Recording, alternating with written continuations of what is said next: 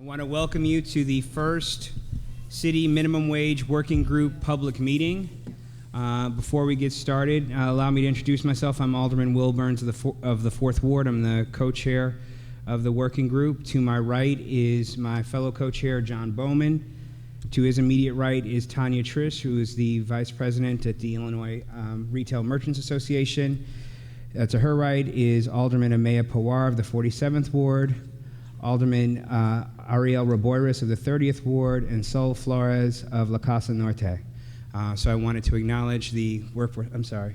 Dan Boris, SCIU Local 73, standing in for Matt Brandon. Okay. You can come on down. Oh, sure. You don't have to sit all the way over there. So I want to also, before we get started, I wanted to acknowledge Chancellor Hyman and the Office of Government and Legislative Affairs for hosting us here at Kennedy King College tonight. It's a wonderful facility, a great room, and we're very pleased to be here. We have a quick presentation to go over that just sort of lays out where the issues are, sort of why we're here, and then I want to open up the floor for folks who've come to testify tonight. Right, so we have a list, and as soon as we're done with the presentation, we'll get to that. I did want to acknowledge in the audience my colleague, Alderman Tony Folks of the 15th Ward, who is here.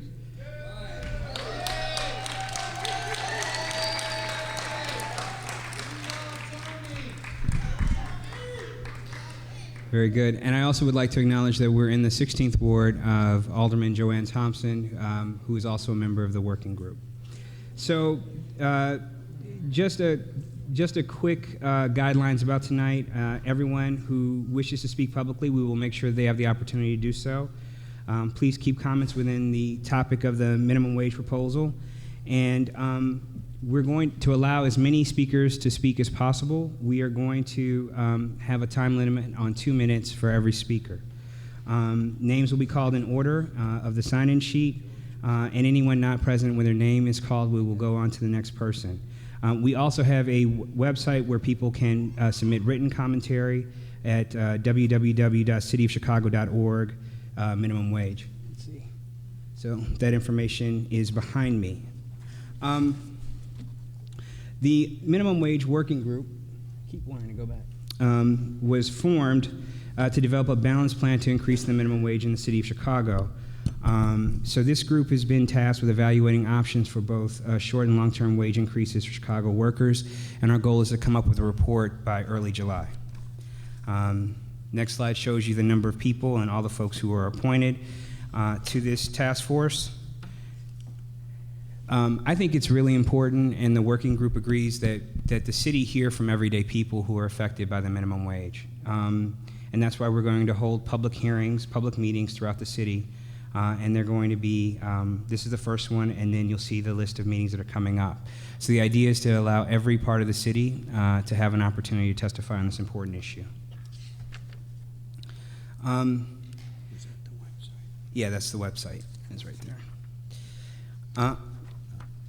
Yeah. And then, so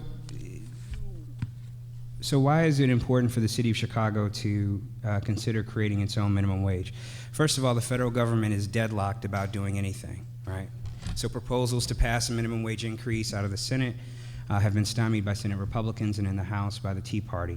In Springfield, an effort to pass a minimum wage increase bill stalled in the Senate Executive Committee. There's hope that perhaps after the elections that bill will move. But nevertheless, cities across the country, counties across the country are looking at what can they do within their specific powers to help moderate income people. And we know that the minimum wage doesn't keep up with the cost of living in the city of Chicago. Not for transportation costs, not for housing costs, not for child care. And we know that 22% of Chicagoans live below the poverty line. And so if you look at this next slide, you can see how the value of the federal minimum wage has declined since 1968. So the bottom line shows you that the minimum wage was $1.60 an hour in 1968. If you adjust that for inflation, that would be $10.56 an hour now. The minimum wage right now is nowhere near what it was worth back in the late 1960s. And then why is that important? Because most the people who earn under $10 an hour are full-time workers. They're not in school. 46% of them, 58% of them are women. And in Chicago, we know that the workers who are making less than $15 an hour, 60% are women, 45% of them are African American, 61% Latino. The vast majority work 35 hours or more a week. 35% are parents, and they account for half of all the wage-earning parents in the city of Chicago. And then we know that women account for 2/3 of all the tipped workers in the city of Chicago. So we're not talking about a small segment of our city's population. We're talking about a big segment of who we are. I talked about this a little bit. The federal minimum wage is currently $7.25 an hour. The president has proposed increasing it to $10.10 an hour. The state's minimum wage is higher than the federal minimum wage at $8.25 an hour. However, that bill has not moved yet through either chamber, and there is an advisory referendum on the question as to whether or not the state minimum wage should be increased. Very quickly, we are living in some very exciting times where other cities have taken a lead in protecting moderate income workers. So Seattle, of course, has just passed a law that increases its minimum wage to $15 an hour.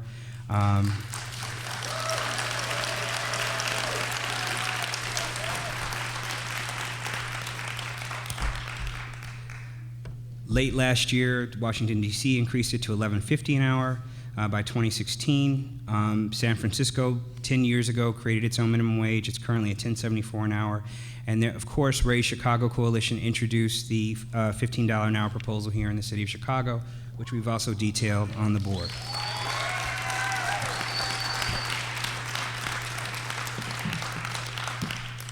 So again, we're here to hear your stories and about why the minimum wage is important. If you're a worker, if you're a business owner, we really feel that public input is important. So with that, I would like to ask my colleagues if they'd like to make any statements, or John, do you want to say anything? No, I just want to point out that there's microphones in both of the aisles, which is where the place to go for when it's your turn to speak. And we'll take everybody in order. We wanted to make sure that everybody who wanted to speak would get a chance to speak during the time we have here in the building. And so that's why we ask for a 2-minute limit on comments. There is the website that was shown up there is a place where people can file written comments to the fullest extent that you want to express yourself. Eric is our timekeeper and staff person. If people want to sign up to speak who haven't signed up yet, step up and see Eric. So we'll start. So, and let me just apologize in advance if I misread handwriting, if I butcher your name. I didn't do it intentionally. I'm doing the best I can to read folks' handwriting, so appreciate your patience. The first person on our list is Annette Jones. How do you do this? We're going to do 210. Good evening, everybody. Good evening. Evening. My name is Annette Jones, and I live in the 6th Ward of the city of Chicago. And I was very elated that we were having these meetings so that everybody will have a chance to voice their opinion about the minimum wage. The minimum wage needs to be raised to $15. We went to the polls and we voted. I live in the 6th Ward, like I said, and we voted like 92% for the minimum wage to be raised to $15 an hour. I'm a senior that takes care of seniors, and we're all struggling out here. We are struggling very, very hard to maintain our homes, to maintain our dignity, to make sure that our children have the things that they need, much less than more than the things that they want. So it's very important for our communities to have this raised so that we can have a secure, put more money into the economic, into our communities, which will make us all do better, live better lives. And it's just only the fair thing to do. Everything is going up, the lights, the gas, everything except for our wages. And we need to live a better life than we've been living. We work hard, and we deserve a fair wage for a fair living. Thank you. We just do. And me as a senior that takes care of seniors, sometimes I have to take money out of my pocket.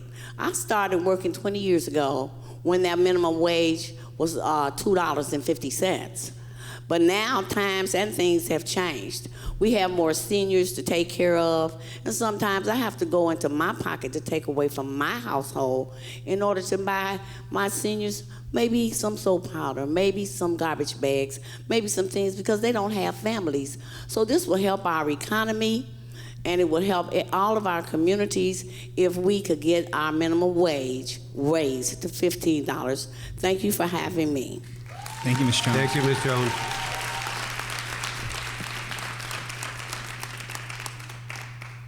Fares Salazar.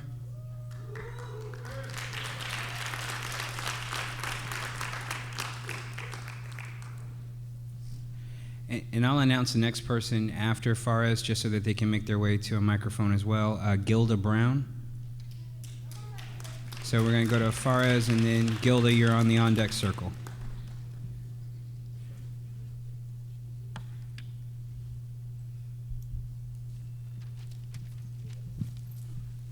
Hello, my name is Fares Salazar, and I work at McDonald's 38th and Archer, and I've been working here 6 years, and I've been having $8.80 an hour, and they cut me down to $15 an hour. So the reason why I'm here right now to fight, because I want more money than that, because I want to prevent for my family, to provide food on the table.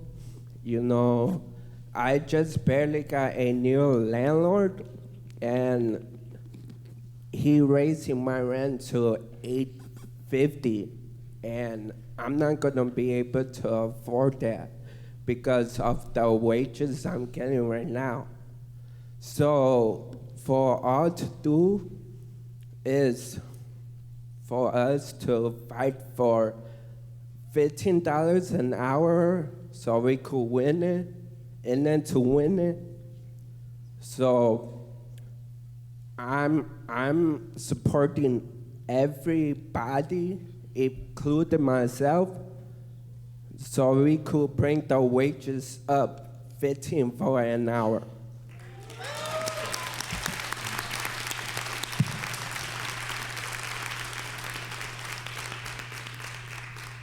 Thank you. Thank you, Mr. Salazar. Good evening, everybody. My name is Gilda Brown. I'm an SEIU member, and I live on the south side in the 6th Ward. I'm happy to be here so I could voice my opinion today. I hope you could all hear me. Yes. Because there's a lot of things that I'm displeased with. For instance, we shouldn't have to live like this.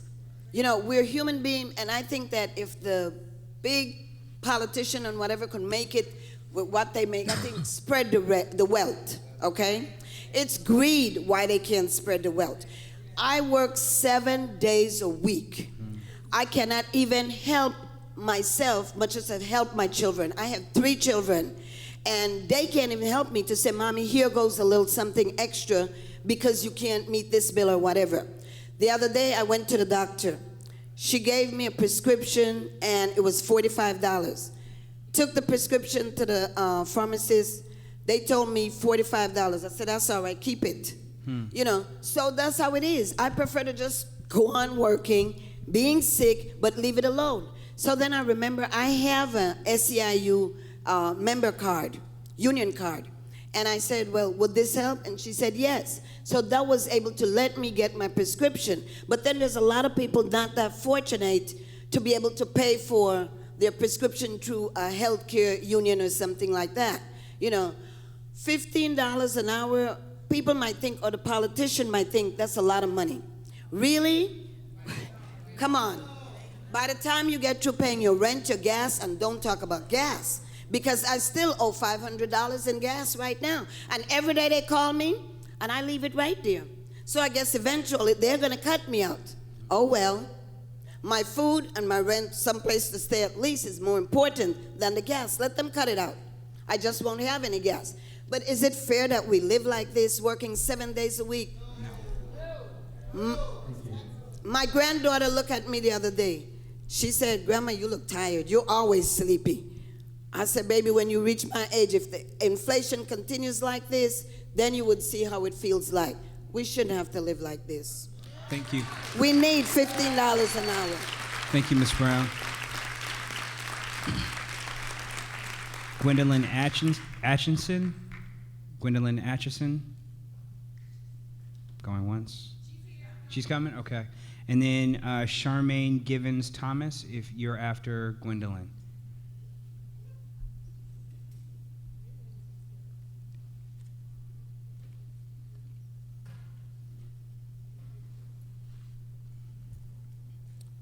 Hello, everyone. Good evening.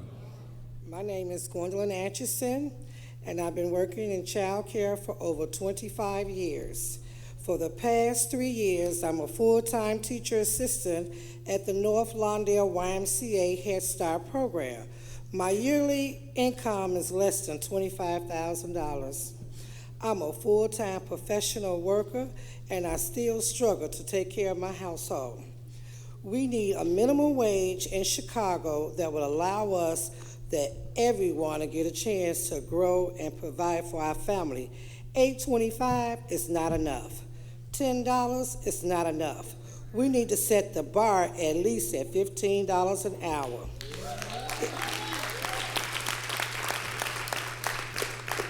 In my community, there are families with small children, parents who are working very hard just to get by.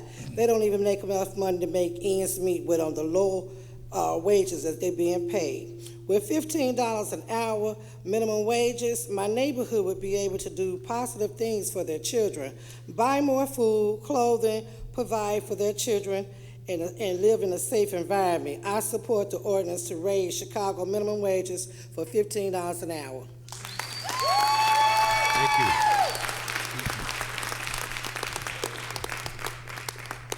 Good evening, I'm ladies. sorry, Charmaine, just 1 second. Anthony Edwards, you're up after Charmaine. Sorry. That's okay. Thank you. Good evening, ladies and gentlemen. Good evening. I'm here to testify that the current minimum wage is not enough to live on. I make $12.05 an hour, which is not enough to pay my rent and utilities and put food on the table and pay for medical. The cost of living in Chicago is expensive. Rent, utilities, even food and clothing, everything costs more here, which is why we need to make $15 an hour to cover all those costs. A $15 an hour wage floor would put purchasing power into the hands of workers so they can put more money back into the community, boost the economy, and create more good jobs. It would put pressure on other employers to raise wages too. No one can support a family when making a minimum wage of $8.25 an hour, which equals just $17,000 per year for full-time workers. According to a report, a budget calculator for Economic Public Institute, a one-parent, one-child family requires at least $48,840 in annual income to meet basic needs for shelter, clothing, food, and medical care in Chicago. This is why voters overwhelmingly voted for raising the minimum wage to $15 an hour in March, because we are seeing for ourselves how hard it is just to get by. We see those who are struggling economically all around us, and we take action to do something about it. People are getting evicted. Thank you very much. I wanted to acknowledge that my colleague and mentor, Alderman Walter Burnett, has joined us. And then Adeline Bracey, you are after Anthony Edwards. Hi, everybody. My name is Anthony Edwards. I live in the 5th Ward and I'm a proud member of Action Now. Well, I'd like to start off by saying what kind of country we live in when we actually ignored the voters. I didn't have to read this 86.3% for the minimum wage. I talk to people every day. I see and I live amongst them. And what I'm trying to say, what kind of country do we live in when we ignore the voters? Is that truly democracy when the numbers show that they are for it? And what I'm trying to say is $8.25 an hour, what kind of deals are we making with these corporations when they come into our neighborhood? And the backward thing that I see is that they pay you minimum wage and ask you to stand in the public aid line to subsidize your paycheck. So we're actually helping the big business. And the day that you offer work, you got to stand in the public aid line and give them your check stub, and they fluctuate the food stamps so you can make ends meet. Now, I like to take my son to the park. I'm probably live under the old-fashioned way where actually it needs to be a parent at home. And what's happening with crime, the single parent has to work 2 jobs and that child is at home by themselves. So that is actually that you say it might not affect, but it does affect when nobody's there. And you're wondering why the child is not doing great in school. All of that plays a key role in that. And so what I like to say, please pay attention to the voters, the people that voted for you, because evidently you here, you must care. And I'm hoping, because I have sat in front of people and they totally went and did the opposite, you know? And I'm just hoping that, you know, you listen to us. Thank you. Thank you very much.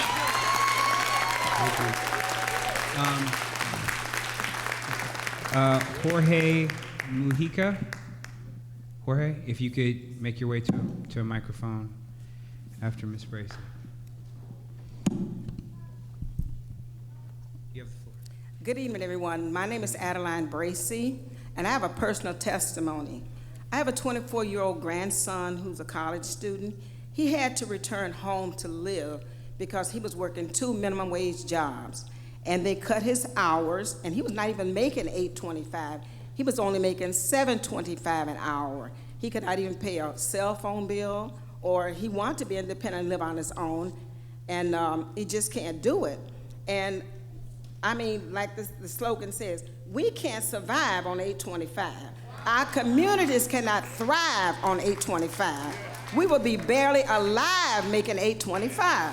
So my appeal is here today to you all, the ones that are here representing your constituents and so forth, to go back to your community, your other colleagues, and get in their ear and tell them, try living off $8.25 for one pay period. One pay period, not even a whole month. Those who are getting money bi-weekly, try living off of $8.25. Get a bus fare, a bus pass for Chicago. A lady told me today she had to spend $100-some for 1 month. I mean, $8.25, and then gas for our vehicles, over $4. Those of us who are have the luxury of owning a vehicle, are able to afford a vehicle. You know, and again, as he said, I just want to reiterate what he said earlier. We're the voters. We elected you all. And, you know, we put you there. You are the voices of the people. And we can vote you out. You know, so I am appealing to you to put yourself in our place. This is not 1968. This is not 1978. 1998. This is 2014. Newsflash, we are now in the 21st century, and our salary should reflect that. Again, my name is Adeline Bracy, Adeline Bracey. Proud member of Action Now. Again, we can't survive on $8.25. We can't survive on $8.25. We can't survive on $8.25. We can't survive on $8.25. We can't survive on $8.25. Ho, ho. Hey, hey. Ho, ho. So, Good afternoon, everybody. Wait, 1 second. Fatima Al Nuruddin, you're up after Jorge. Fatima. Good afternoon, everybody. My name is Jorge Mujica. I'm an organizer of working poor people. Poverty wages create that class of working poor. It used to be that you were poor if you didn't work, but it didn't used to be that you were poor when you were working. But today we have a big, very big class of working poor. That's due to poverty wages. I don't know how long you're gonna be working, 45 days it was supposed to. You don't need to. Thousands and thousands of people expressed their support for an increased minimum wage at the last election. 86% of them voted in favor, so you have the public support, in favor of raising the minimum wage to $15 an hour. Not 10.10, and not 10.65, and not 11, and not 12, and not 13. We need 15. And we need it now. We need it now. A company like McDonald's, who pays its CEO $9,247 an hour, surely has enough money to pay $15 an hour to its workers. Definitely. They don't need 2 years, and they don't need 3 years, and they don't need 5 years to pay $15 an hour. They can pay it now. They are not going to go bankrupt. Chicago has paid a living wage for city contractors for many years, and they have not gone bankrupt. The city of Detroit went bankrupt, and they were only paying $7.25. So there's no relationship between what you pay and your bankruptcy. It's bad administration that bankrupts cities and bankrupts companies. I think everybody has the right to make a living, to get some profit out of work, but not at the cost of their workers living in poverty. Nobody really needs a $50,000 Hummer. Please, nobody needs it.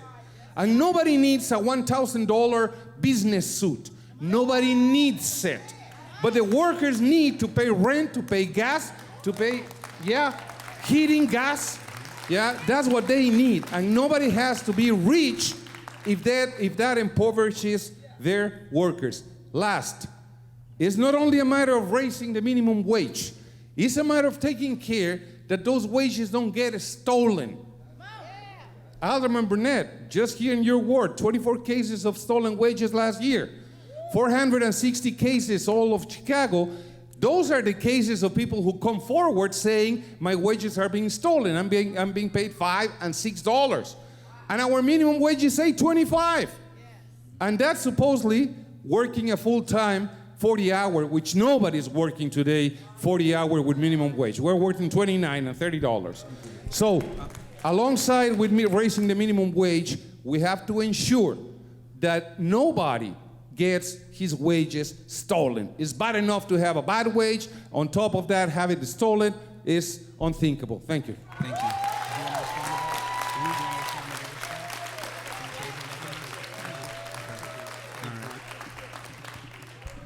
Good evening. My name is Fatima Al Nuruddin. I am a home health worker. I had the blessing to take care of both my grandparents who has passed away. My grandfather passed away in November.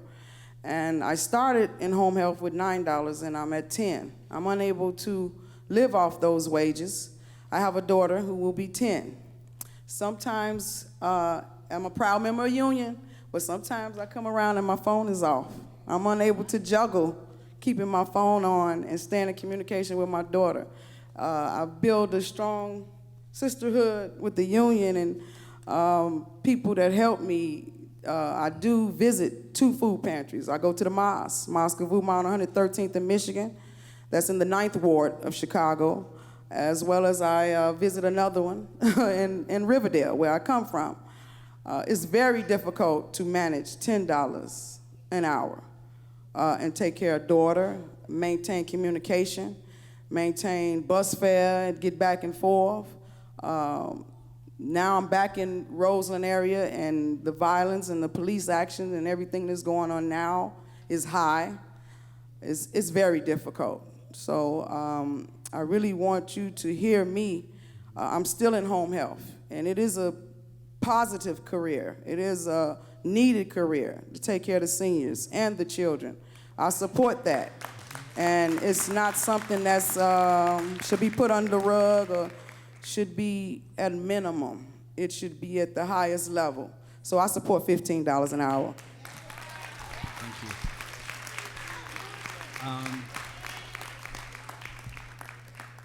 Robert Taylor and Sherry West.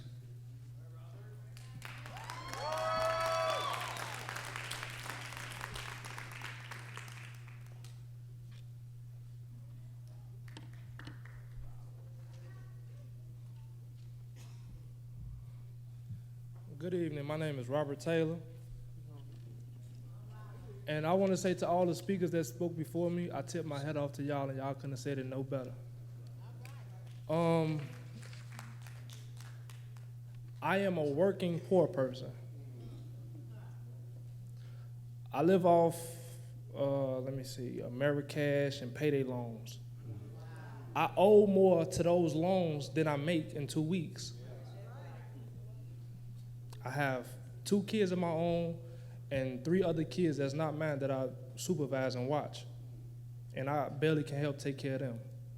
I have a 6-month-old son, a 5-year-old daughter, and the other kids, ages is their age. Bus fare, transportation alone, that devours my whole check. It's hard to buy milk, Pampers, clothes, food, not talking about the necessary needs that everybody use every day, as far as rent, light, gas, cell phone bills. If you can't pay your cell phone bill, how can you get in touch with your boss to let them know that you can't come in? How can you get in touch with the schools, let them know that your kid is sick? There's a lot of people suffering in Chicago and a lot of other places, but don't nobody listen to them because they're in a position where they don't really care. And it's a lot of corporation owners and managers that scare the employees and make the employees not want to speak up for themselves. And I'm an actual, victim of it, but I ain't scared to talk.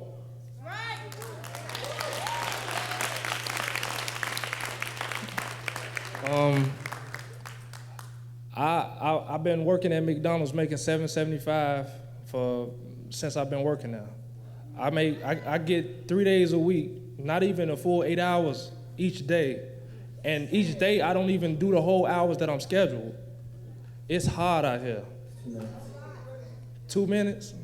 I'm gonna leave it at that. Y'all, that's something for y'all to think about. Thank you, sir.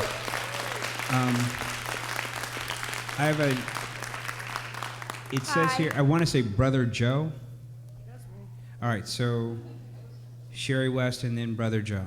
Hi, my name is Sherry West. I'm a resident of the 18th Ward. I support the raising of the minimum wage to $15 an hour. When I think about Chicago, I can't understand what happened to Chicago. Where's the leadership that used to care about all of Chicago and not just a segment of Chicago? We have families in every house, on every block in Chicago. That family may be a married couple, 2 income earners. It may be a single family household. It may be a makeup of a different variety that makes that family unit up. I fall into the unit that is a single parent family raising a teenager. I'm gonna try not to get emotional. I'm sorry. And I'm newly single. I dropped out of corporate America making $50,000, and now I'm living in poverty. And it's unfair that the corporations can set you to the side and not even think about how you're gonna make it the next day, tomorrow, how your kids are gonna survive, if your family grows, if your family is stagnant. I look at Chicago and I drive through the neighborhoods and I say, where is the leadership? Who's minding the store? Who doesn't care if your neighbors, children, all of this that's going on in Chicago is out of control? If you want to reduce the crime, everybody shooting and killing each other, they out here trying to make a living. They out here trying to sell and get whatever they can get so they can take care of their families. You guys don't get it because you've never experienced it. But you're in the position to make decisions for us when you are removed from the circumstances. So I say to you, it should not be if we raise it to $15 an hour. Tell us when you're going to do it. When you're going to do it. It's unfair to us to struggle day in and day out. We have good kids, good families. The black community has taken a hit by a wrecking ball. And if you guys don't put a plug in it and stop what's going on now, you ain't gonna have no families. It's just gonna be y'all living on one planet by yourself because you are diminishing the family unit. The crime is due to poverty. If you want to eliminate crime, you have to eliminate poverty. If you want to eliminate poverty, you have to create jobs for every adult working person in the household. And if you can't have a job for every adult working person in the household, at least raise the minimum wage for the people that are in the household that are blessed enough to have a job. Take back Chicago, please. Who's running the store, please? Y'all need to, it's time for a change. One segment of Chicago should not be the only segment that is living and happy and free of crime and their kids get to flourish. We all people. And at the end of our journey, we're all going to the same place. And you ain't gonna take that Italian suit with you, or them red bottom shoes, or that Louis Vuitton bag, or that car you driving. You're gonna go the same places I'm going. So it's time for y'all to put humanity back in Chicago and take the city back, because I'm sick of seeing the crime. It's outrageous, and somebody ought to be ashamed of themselves. Thank you, Ms. West. It's a disgrace. Thank you very much, Ms. West. Thank you.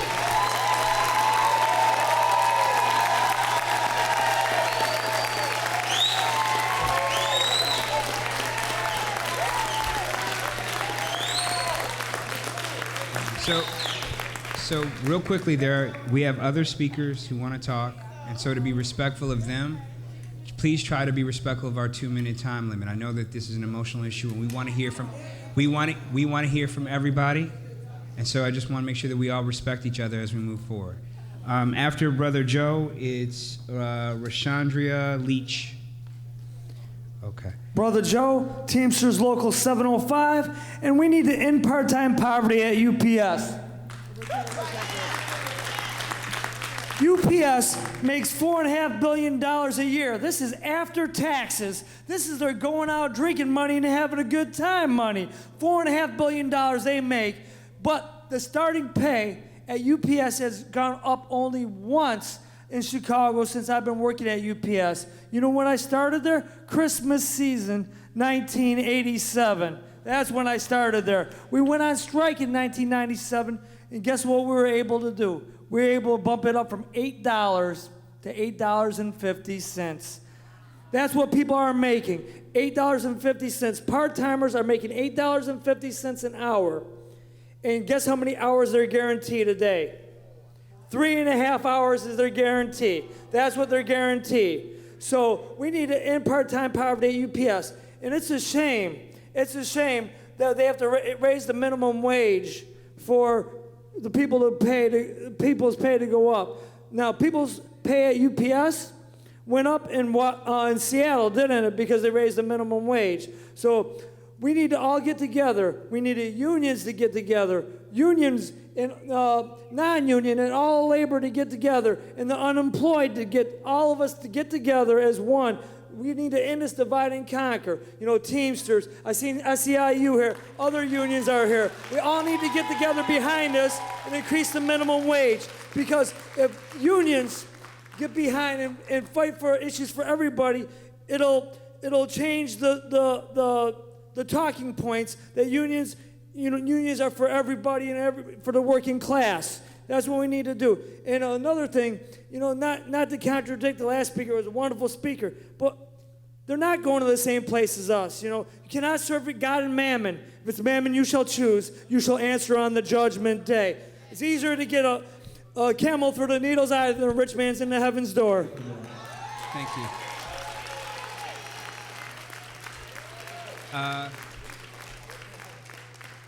Adriana Alvarez is up next after Ms. Leach. Good evening, everyone. Good evening. My name is Rosandria Leach, and I'm a healthcare worker with SEIU Healthcare. Now, there's something that I really need to say. It's kind of hurtful, but it's all right. I make $11.85 an hour, which is very hard. I gotta do day in, day out, taking care of a person with a disability, which is hard because sometimes he don't have food, but the struggle gets a little bit real. When my check comes back, after the taxes are gone and they done deducted everything that they needed, my rent is $600. My light is $150. My gas, $110. My check is only $655. How am I to survive off that? I need help. I need for you all to make that raise. Not only for me, but for the low-wage income workers around here. So what you all need to do one more time, because I'm going to support it, I need for you all to support it also. Because we need it now. Not yesterday, not Christmas. We need it right now. It's a struggle. Because when it comes time for me to pay my bills, I stay partially paying my bills. And it's a struggle once again. Right now, I barely got food in my house to feed myself. And then still yet I got to think about my parents who's struggling. So therefore, raise the minimum wage, because we need it now. Thank you. So,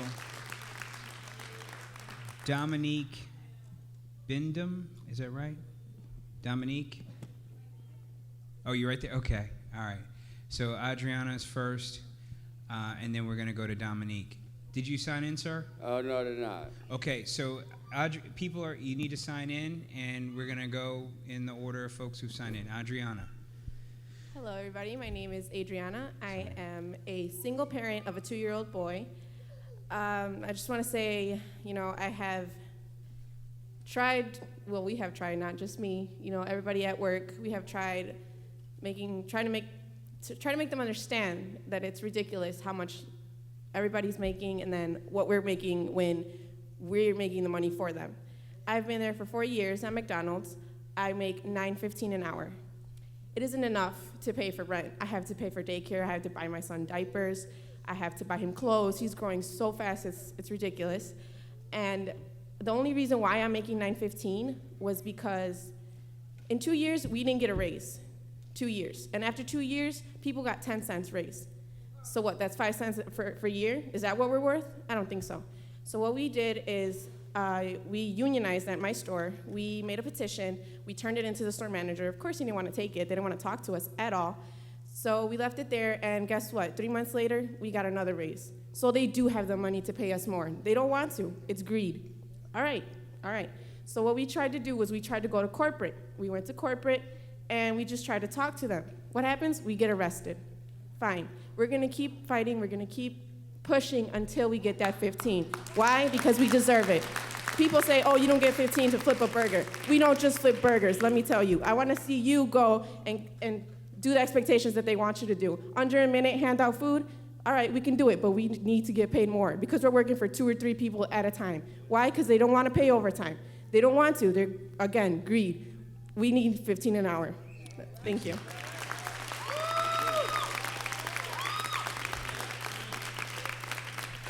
Irma Diaz is up after Dominique.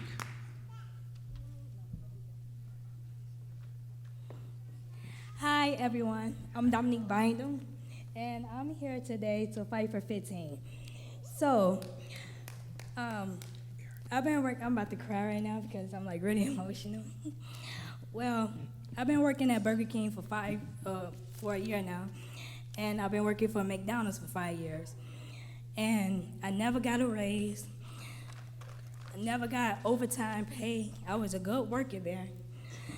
Went to work every day on time, and it hurts to say that they didn't ever really care about me, and I have 2 kids I have to take care of, and I have a second job. So I really can't make ends meet. I'm still like late behind my rent, my lights, and I have 2 jobs. I barely can see my kids. So I rarely can't do really nothing with my babies. Only time I can see my babies is like 3 days because I have to work.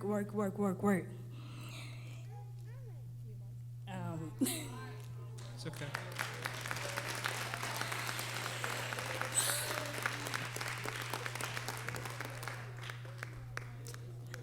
So that's what I'm asking you guys. Can you please just help us? We really need this 15. I really need this 15.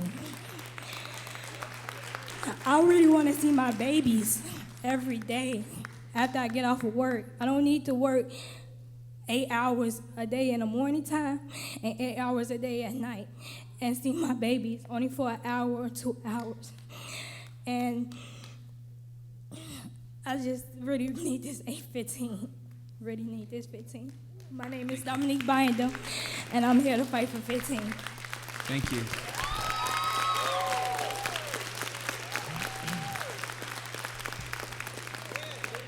So, Irma Diaz? Irma? Okay. And Steve Edwards, you're on the on-deck circle.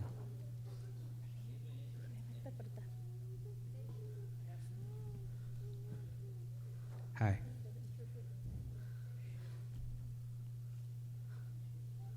You go ahead, Irma. Okay. Hola, mi nombre es Irma Díaz, es un gusto estar aquí con ustedes. Gracias por compartir y darme la oportunidad de estar aquí. Hi, my name is Irma Diaz. Thank you for having me and listening to me today. Yo he trabajado para la compañía McDonald's por 14 años. I've been working for McDonald's for 14 years. Yo estoy viejita. I'm a little old. Y por esa razón vengo aquí para $15 la hora, que es poco para sostener un hogar, más pagar biles. A veces ya no sabes si uno pagar la renta, la comida, tantas cosas. For that reason, I'm here to demand 15, which is not really that much, considering that you have to sustain a family, pay the bills, pay the rent, and pay things that come up. Más cuando es uno madre soltera, es difícil. Si en una pareja que son 2 es difícil, más cuando uno es madre soltera, mucho más difícil. It's especially hard when you're a single mother. When it's 2 parents, it's easier, but when you're a single parent, it's much more difficult.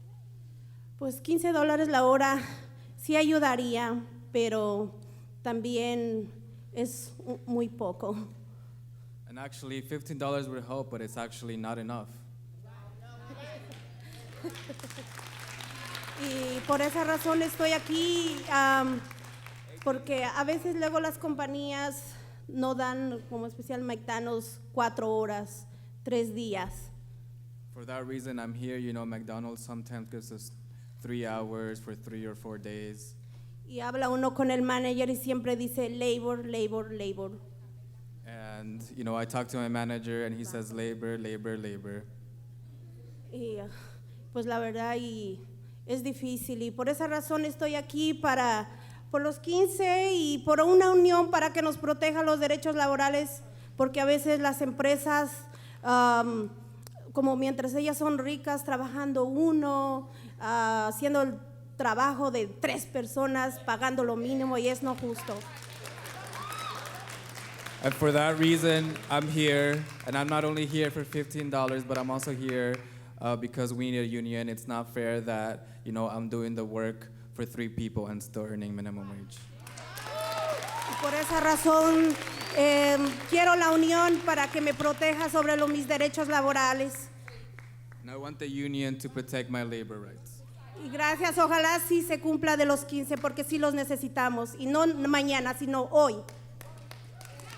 And thank you for having me. Hopefully we'll get 15 and not tomorrow, today. Porque no queremos vivir más en pobreza y más por el futuro de nuestros hijos. We don't want to live in poverty anymore. We need this for the future of our kids. Gracias. Thank you. So, George Blakemore, you're up after Steve Edwards. Hello, my name is Steve Edwards. I'm a member of Socialist Alternative and of the campaign 15 now. I've been a Chicago resident for over 30 years, and until I retired recently, I was the president of AFSCME Local 2858. And I've represented my co-workers for most of those 30 years as a steward or an elected official. And I went, and after I retired, the first thing I did was I went to Seattle to campaign for Kshama Sawant, the socialist candidate for council who ran on this demand for a $15 minimum wage. And that's why we created the group called 15 Now. Our campaign, we believe, is the main reason why Seattle is now on its path to have the highest minimum wage in the country. I think it's excellent. I think it's very, very fine that there is an ordinance in front of the city council to raise the minimum wage to 15. But I don't understand why there should be a phase-in for big business. McDonald's, apparently, in 2012, McDonald's revenue, their sales was $27.5 billion. Their profits were $5.5 billion. It's actually difficult to believe that the proportion of profit that McDonald's made is so amazingly high. I think you could go back into ancient history, you could look at the pharaohs, you could look at Nebuchadnezzar, you wouldn't find any potentate in the history of humanity who made the kind of profits that McDonald's and Burger King and Starbucks and all these mega corporations are making off of our backs. You come down to this neighborhood and you look at the devastation. You look at the devastation of Chicago's neighborhoods. All the money that goes into the Lakeview, into the lakefront, all those museums that most Chicago residents can't afford to visit. The Bean, Millennium Park, all of that nonsense. And you look at this neighborhood, driving down Halsted Street this evening. It is unbelievable, and it's an indictment on the face of the political machinery that runs this city. And yes, I am talking about the Democratic Party, which has run this city for longer than I've been on this planet. And look what you have wrought. So I'm saying very clearly that we need 15 now. And I'm hearing the same thing from all these sisters and brothers. And yeah, I was a McDonald's worker once, by the way, many years ago. I was fired for working 40 hours. And that's another thing. What about the hours? The ridiculous precarity of never knowing from one day to the next if you're even going to be able to make enough hours to bring home what you are supposed to get in the course of a week. We need $15. We need 15 now. We need to build a movement on the streets to get there. Because I'll be very honest. No disrespect to anybody on this platform. It's good that you came out. But unless there's a movement on the streets, I don't know if you're going to do it. Because I'm not sure which side you're really on. I'm not convinced that you're on our side. Thank you.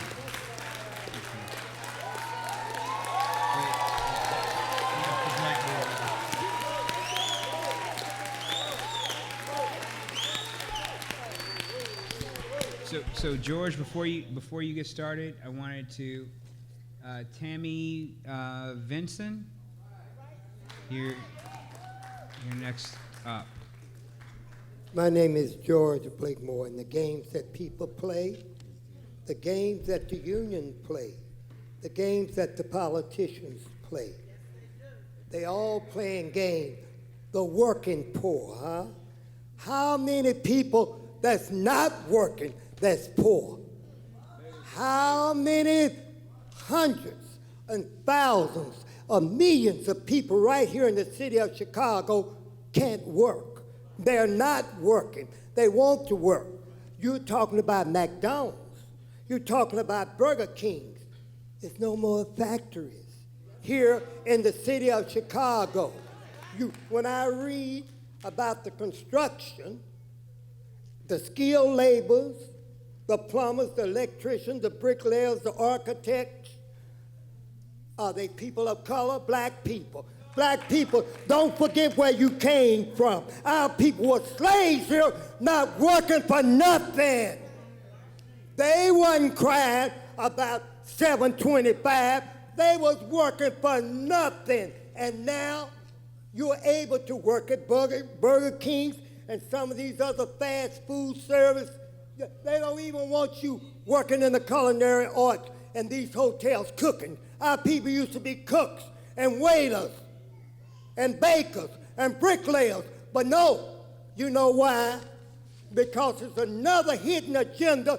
It is the illegal immigrants coming into this country, and they're working. They're working, but you not. George. So the gang, don't go there with George. You had these other people here. I don't have to pander to nobody. I'm not on a popularity contest. You all don't have to holler for me.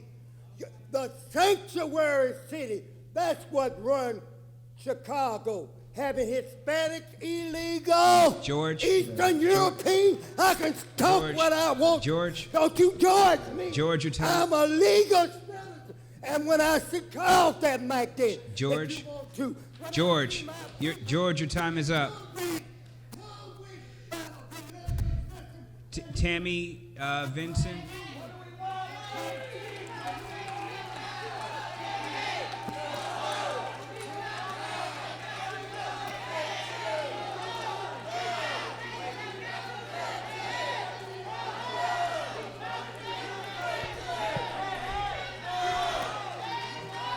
All right, okay. Excuse me. So just a reminder on what the ground rules are. Just a reminder on the ground rules. We're here to talk, George, we're here to talk about the minimum wage and the issues affecting workers. So we're going to move ahead. So Tammy and then Alfredo Galdamez. Hi, my name is Tammy Benson. I'm a special ed teacher at Oscar de Priest on the west side of Chicago. I have students who parents are working 2 or 3 jobs. So when we have to meet with the parents for IEP meetings, they're not able to come. So a lot of cases, our students are not getting the level of service that they need because their parents are working so hard, they can't come to school to advocate for them. I have students whose parents, again, in other instances, are working so much that these students are the caregivers of their younger siblings. So they're not able to, participate in any after-school programs, which, really there aren't any in our community anymore, but they just can't do it because they're responsible for things that young children should not be responsible for. Again, all tied to low-income wages. I mean, wages that are not sustainable to our families, that are not benefiting anyone within our community. I don't make minimum wage. I make more than that because, I have, education, multiple degrees or whatever, but I can't afford to barely live in Chicago because our system is set up that people are being pushed out of our communities. We have a budget now in Chicago that doesn't recognize the fact that we're not making enough money to live in the city. Our budget is based on fines and fees, and people are being penalized for not being rich. So I don't understand how we're here again begging for our livelihood, begging for our lives to be residents of Chicago, just like we beg to keep our schools open.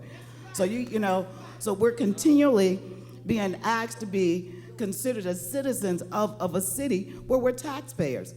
But we're not getting the level of service that we deserve. We're constantly being pushed out. We're being demonized. We're being penalized. And why are we asking, again, just for a little bit of consideration and acknowledgement of the fact that we are valuable people to the city? Thank you very much. Thank you. Larry Greenfield is up after Alfredo. Alfredo, are you here? Okay. We're going to go to Larry Greenfield, and then Ryan Watson is after Larry. My name is Larry Greenfield from the 4th Ward. I'm the executive minister of the American Baptist Churches of Metro Chicago and theologian in residence for the Community Renewal Society. I speak to you this evening as a disciple of Jesus and a believer in democracy. Thank you for the opportunity to allow citizens an opportunity to address the issue our president has called the defining challenge of our time. That challenge, as we know, is the widening gap between the haves and the have-nots.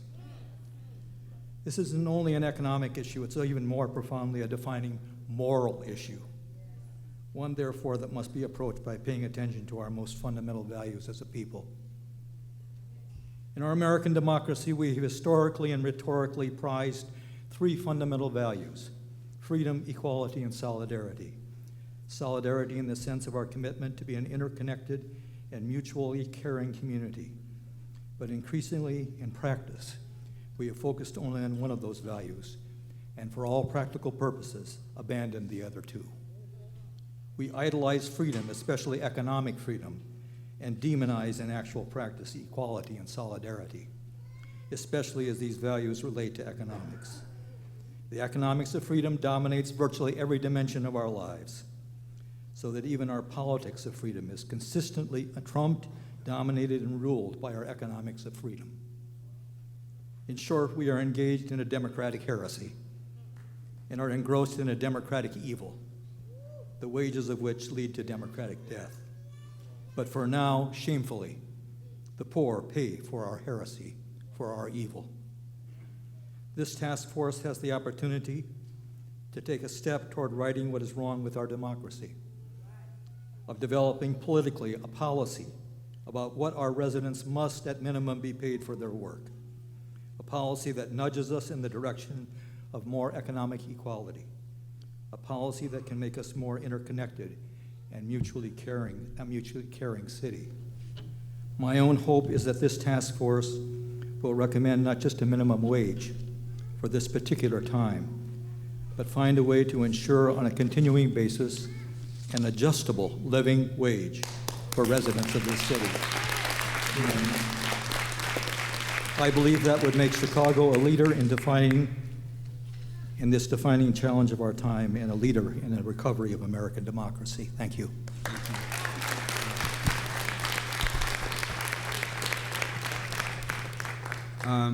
Robia Taylor, I'm sorry, I don't know if I got that right. Is there Robia Taylor? Okay. Noreen Brown. Okay. Okay. So you have the floor, Mr. Watson. Yes, I'm gonna talk to the people because they respond to us. I'm Ryan Watson, and I'm with Socialist Alternative and the 15 Now movement. We were part of the movement in Seattle that won $15 minimum wage, the highest minimum wage in the country. And I don't know why we would start anywhere else but $15 in Chicago. We need 15 now in Chicago, period. I'm here to discuss how it directly connects to racial justice and crime. Everyone talks about crime in Chicago, focusing on the symptoms, but never the underlying causes of the violence and the crime. It's common knowledge in our community, as we can see, that unemployment breeds crime. This was proven by Merva Fowles' 1994 study in Utah of 30 metropolitan areas that says with 1% rise in unemployment and underemployment translates to 6.7% increase in homicide, 3.4% increase in violent crimes, and 2.4% increase in poverty crimes. 92% of 16 to 19-year-old black males are unemployed in Chicago. This is the legacy of capitalism. And 15 Now is the first step towards resolving this crisis. The Center for Popular Democracy has released a study showing that $15 will stimulate local communities with $616 million in new economic activities and 5,300 plus living wage new jobs in its first phase. So finally, I want to address the idea of a phase-in for big businesses. To me, that means that the profits of large businesses are more important than the lives of people in my community. Whereas to me, $15 now reduces poverty now. It reduces unemployment now. It reduces violent crimes right now. And it can be literally a matter of life and death. Thank you.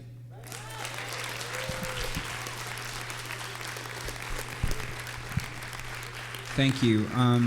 Brian Jordan, you're up after Noreen. I want to first thank our Heavenly Father for giving us this opportunity to be in this facility under His mercy and grace to keep us safe inside and out so that we all can have a healthy and prosperous life. I want to say to the panel, may we remind you that we've been on the planet since Adam and Eve have been created and brought us into life, and we're still coming into the workforce making less than $10 an hour. And here you all who have risen above poverty by having the salaries that you live off of, there's not giving back to us who hired you all to do this for us, to help us to have what you have financially. It's called financially secure, financially independent, able, stable, to do what you want, when you want, whenever you want. We want that same privilege. When we get a raise from our corporate America, it's less than $1 all these years. When you all get a raise, do we, the voters, the people of the United States of America, get to vote on it, how much you get? No, we don't. You all give yourselves raises, and it's not less than $1. All I'm saying is, we need corporate America. We need all of you all who are making over $90,000 a year to give back to us so that we too can have a life of living securely without depleting our bank accounts, without overdrafting our bank accounts, without foreclosures on our investment called property, without investing, losing our cars with repossessions. We want what we work for too, but we want it at a higher rate. We want more than what we're getting, and we deserve more than what we're getting. We help corporate America to have full health insurance coverage for themselves and their families if they have it. We also help them to have the financial security and to be able to expand their monies outside of the country to expand their businesses. What about us? Ain't no power like the power of the people, because the power of the people won't stop. Ain't no power like the power of the people, because the power of the people won't stop. So we need, as a people, to come together and lift our voices and sing these praises to God. Thank you, first and foremost. But we need to remind the legislators that we too need them to hear our voices, that 15 is not enough, because as you heard, people are making more than $10 an hour, and it's still not enough. Thank you so I'm much. Noreen Brown from Chi-Town, and I want to live for a change. So after Brian, there's Gervais Clay. Gervais Clay? Okay. Brian Jordan. Good evening. My name is Brian Jordan. I work for a small trade association of independent grocery stores, and you can imagine, as I represent business, that other than George, I may be the only thorn amongst a whole bunch of beautiful roses. How about that? I would just like to make one comment about minimum wage bill in Chicago. At the age of 15, I got my first job at County Fair Foods at 108th and Western. And that job taught me not only how to retrieve carts, but they put me in the meat department. They taught me how to grind meat. They taught me how to make sausage. And I believe that a Chicago-only minimum wage will crush the opportunity that I had as a youth for work. Work that is so meaningful to learn the basics of work ethics and what it takes to earn a living, to get up on time when you need to be there. You know, employers, especially for youth, I played sports in school, and the employers worked around my schedule so that I had the opportunity to not only play sports, but to work. And my concern is for all the people that are pushing for $15 an hour, young people will no longer have that opportunity. It will crush youth employment. And my concern is, you know, when you look at $15 an hour for a starting age, what do employers do with the rest of the workforce? So every level of work will have to be looked at. My concern for the city of Chicago that's trying to attract retail business, you will kill retail in the city of Chicago if you have a Chicago-only minimum wage. Thank you.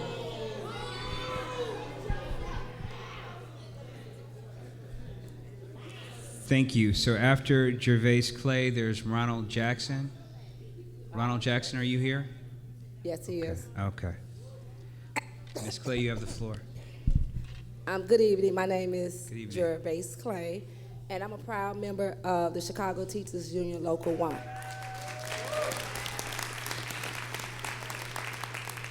And as I stand here and I listen to everyone spill their guts, as I stand here and listen to people begging, it just kind of like reminds me of slavery. And I say that only because why do we have to come out to ask for something that's right? I mean, think about it. I go to work every day. I do a great job at my job. I expect a raise when it's time to get a raise. See, I'm not asking you to give me anything that's not due to me. I'm asking corporate America to say that you did what I needed you to do with my profit margins. You increased my bank accounts, my kids' trust funds, where they never have to work. It's some kids that they never got to work. But these people, kids out here, and my kids, we gonna always work. And so that's why it reminds me of slavery, because nothing's being taken into consideration about the people. Now I got a couple of important things that I have to ask here. And one of them is that as I sit and look at the panel, you guys have offered us nothing. This to me is just like wrong. You don't have anything to say. You can't say, well, let's go in the back, or let's take a hand vote on whether these people gonna get $15 an hour. You can't say anything.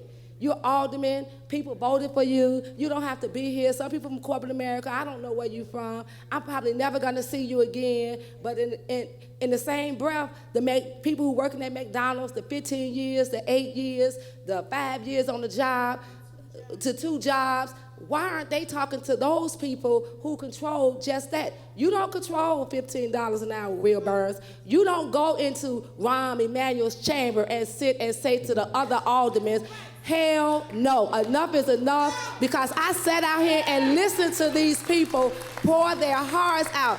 What are we gonna do? See, because with my community struggles, and I know I make close to $100,000, but I got to watch my people in my community as they lose their homes, as they destroy my community, not because they want to, they don't have a choice. See, when you don't have a choice of whether your kids are gonna eat, or if you're gonna take a loaf of bread or steal something or sell drugs or go to jail, you don't have a choice. You do whatever you got to do to make your family survive. And that's what it's about. But I tell you about the jungle out here, won't none of you all walk in the jungle, because you already know what we're going through. See, don't sit here and patronize the people, the real workers who making it possible for things to move and shake in the city of Chicago, and then pass judgment and put our people in the prison system where you are making tons of money, but yet they still struggling. See, I got a couple more things, and you're not gonna get my 2 minutes, because I got 4. I'm gonna tell you this. Don't do it, because I vote all the time. I vote all the time. And I'm telling you right now, it ain't nice. Why do we have to fight?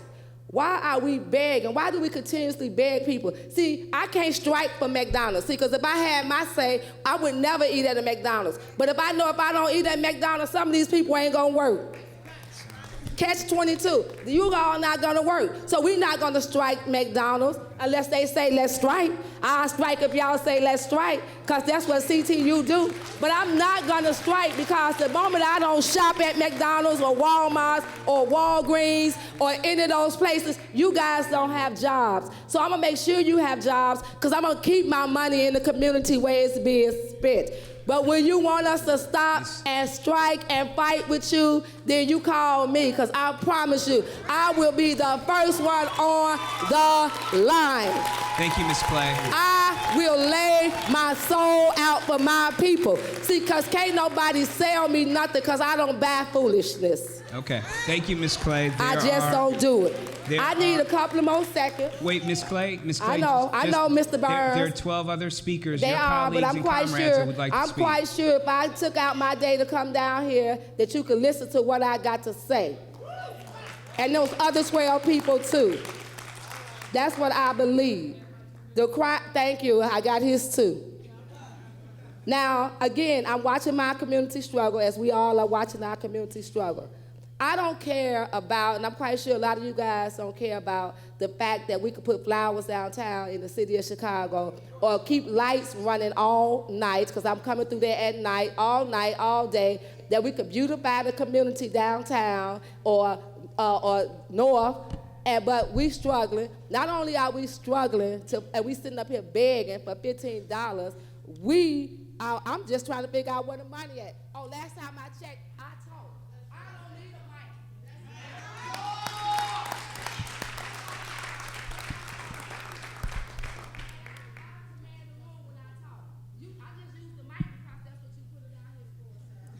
Turn it back.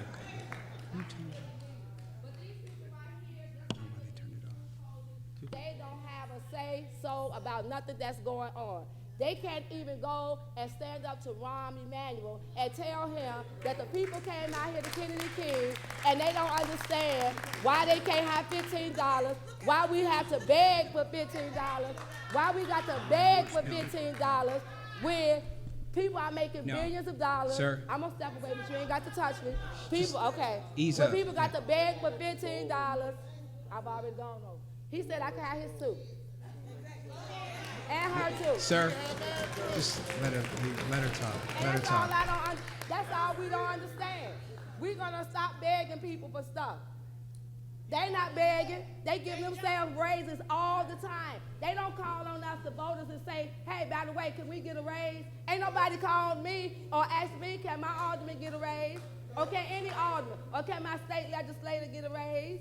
Ain't nobody saying that. Whenever they want to get a raise, they all get together and they get themselves a raise. That's what they do. I'm going to tell you, that's what they do. See, because I've been to Springfield. Martin Luther King said he been to the mountains. I've been to Springfield. And I saw, and I heard with my own eyes and my own voice how the legislators sold people out to save their own raises. See, they needed their raise. You all forgot when they didn't give them their raises. I don't know if y'all remember, but they sold the people out to get their raise. That means they sold us out, people, but they got their raise. And they gave them people what they wanted so that they could get their money. Now it's time for us to get our money. It's a problem. It's a problem, and it shouldn't be. Okay. Thank you, Ms. Clay. Okay.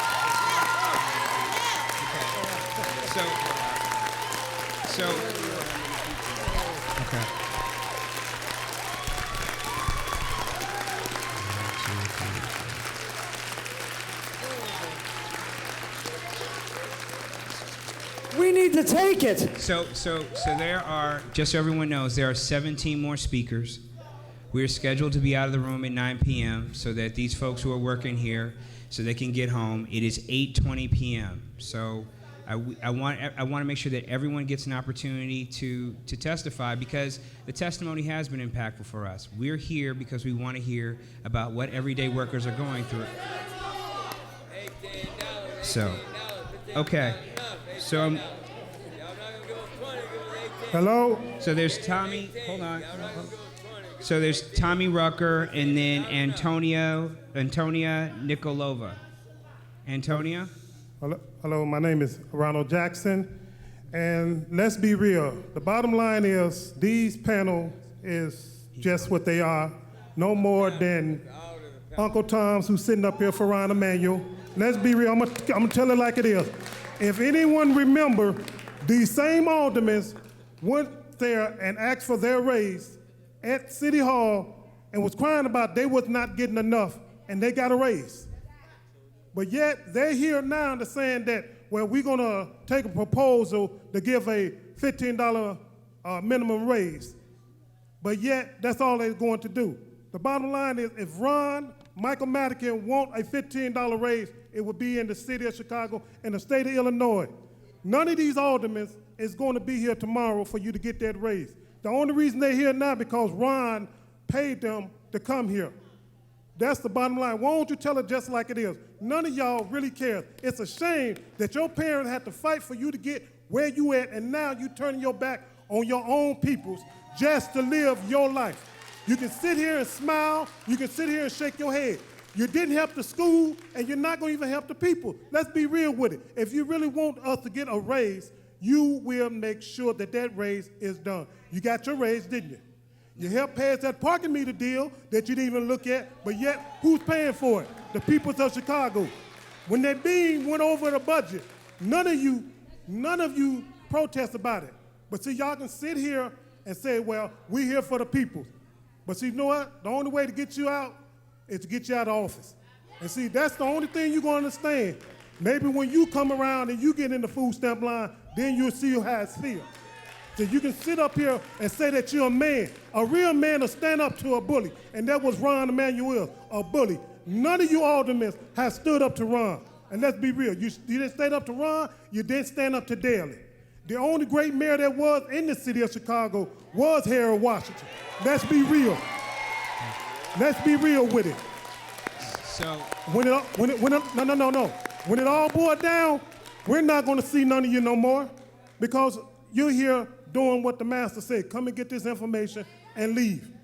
Each one of y'all makes over $100,000, and where do you live? You don't be over here in the community. Some of you so coward you won't even come out in your neighborhood to try to stop the violence, but yet you can sit up here and talk. Walmart can sit up here and talk about, well, we appreciated our customers and our workers, but yet they won't give them that raise.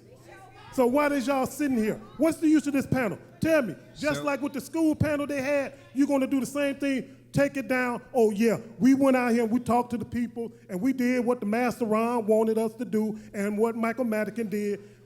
And that's all you're going to do. You can sit up here and shake your head. But it's a shame the way your parents have to die and get bitten by dogs for you to get that $100,000 and that suit that you're wearing, and you just sitting up here just saying, well, I don't care about the next man as long as I got mine. But yet your parents, as well as mine, help you where you at. And this is how you treat your people. Thank you, Mr. Jackson. Mr. Rucker, you have You the know, floor. it's a shame. It's a shame how you can sit. But you know what? When it come election time, I'm going to make sure that each one of you aldermen doesn't get back in, because I'm going to let the people know what you really think of them. So one term is your term. Thank you. Mr. Rucker. Mr. Rucker, and then Antonia. Okay, I see you. Okay. Okay, yeah, my name is Tommy Rucker, and I just have just a few things to say. Once I had started my life to have to buy my own shoes and things, it wasn't that my mother and father didn't have it for me. It was that I had wanted my own money, and I wanted to be control of my own money. But then again, once I had a child, it wasn't about Tommy Rucker no more. You know what I'm saying? So I have felt that like, well, it ain't for Tommy Rucker no more. It's for a person that is not physically able yet, mentally able yet, verbally yet, to take care of themselves. And that's my 4 children. You know, and I agree with everyone that spoke here, for real. And like I say, all of us that have kids, our life ain't over, but it's over. Our life is over when you have those kids. It's no more just you. You know, and that I have one that's going to come out of high school in another 2 years. She costed about $800 to get out of grammar school on a graduation. You know, and like I say, I agree with everyone that spoke here. Thank you. Thank you. Thank you, Mr. Rucker.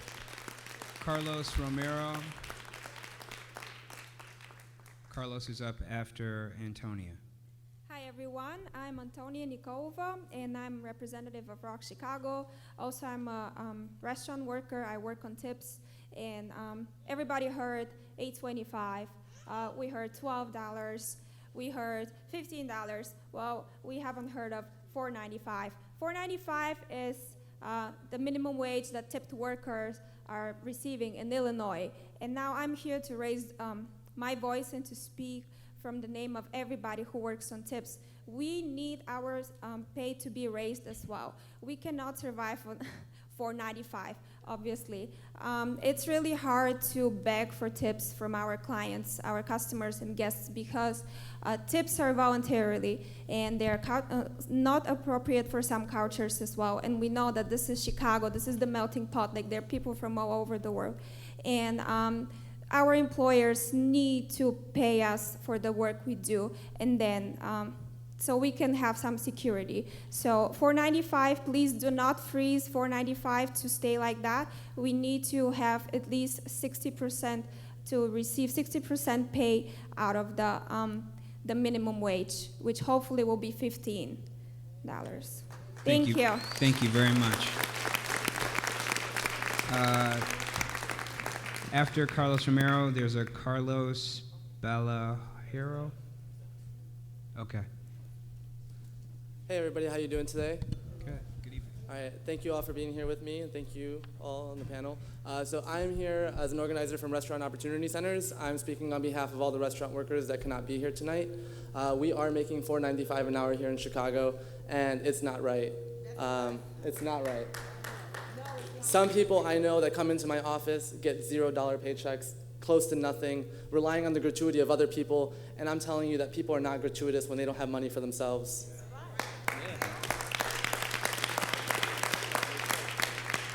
We need to have one wage for all. We need to get rid of the idea of tipped workers. We need to get rid of the idea that somebody else should be paying these companies their workers' money and their wages, because that's wrong. It's always a chip on the table, and I want to get rid of that chip. So thank you, guys. Thank you. I'm going to mess this up. Johnny or John Hay Toe or...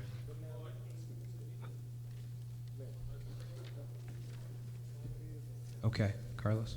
Hi. Hi, everyone. My name is Carlos Ballesteros. I'm a Chicago resident. I've been here all my life.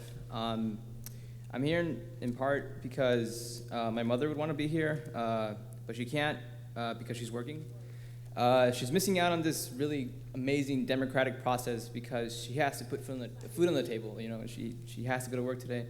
But you know, she can't even put food on the table sometimes because she's making $9 an hour. And you know, that's not enough to live on, especially when she's a single mother having 2 children. And I know that struggle, I'm not the only one that feels that. I'm in college right now, and thank God I have a scholarship, because if it wasn't for that, I would not be able to pay my way to go to college. Even if I worked, I know I would work minimum wage and get $8.25, and I would be thousands of dollars in debt, just like so many people my age are right now. Simply because we can't get, it's not that, you know, we don't want to work. There are literally no jobs out there, and the jobs that are there are like 3 hours a week or 3 hours a day, like 10 hours a week, and like $8.25. That's literally nothing. That's not even a textbook. So I mean, we can't even go to school with that minimum wage.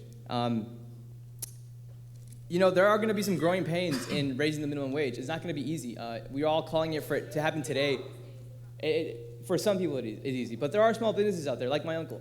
He sees $15 a wage a little troublesome. But that's just growing pains that we've brought upon ourselves for not raising the minimum wage as we should have done 50 years before. They're growing pains that we have inherited from our inaction from several decades of not doing it. Pushing the can along the road further is gonna make it harder on the future generations, the future business owners to do it. So if you don't do it now, it's gonna be harder. But it needs to be done at some point, and that point is now. There's literally no other way. And just one quick note on economics. I took an econ class this semester. You know, when more people have more money in their pocket, they can spend more, which means that they can generate more for the economy, creating more jobs, creating more businesses, local businesses where they can thrive on the community themselves. Not McDonald's, not KFC, but local hamburger shops, local hair salons, local everything, that because people could have money in their pocket to spend, and that's not possible under $8.25 an hour. It's literally not. We buy McDonald's because we have no fucking money to buy anything else. We buy dollar burgers because we can't buy anything else. I mean, that's the truth. We can't afford anything else. We can't. So please let us live healthy. Let us buy healthy food. Let us go to Whole Foods. Let us go to Trader Joe's. Let us get some healthy food on the table, not McDonald's, because that's the only thing we can afford. Thank you. Thank you. Thank you.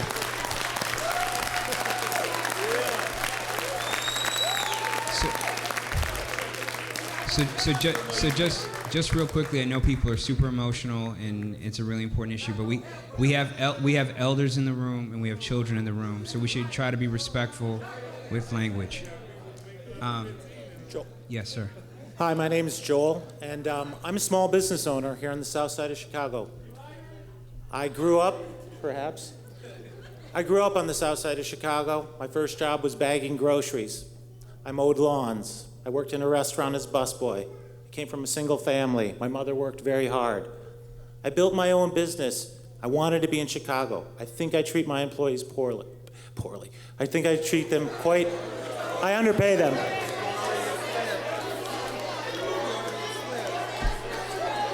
I'm glad I got your attention. I don't think I treat my employees poorly at all. I set up a special fund for their education. If their kids come in with all A's, I give them $100, and I embarrass them in front of their co-workers to support education in the community.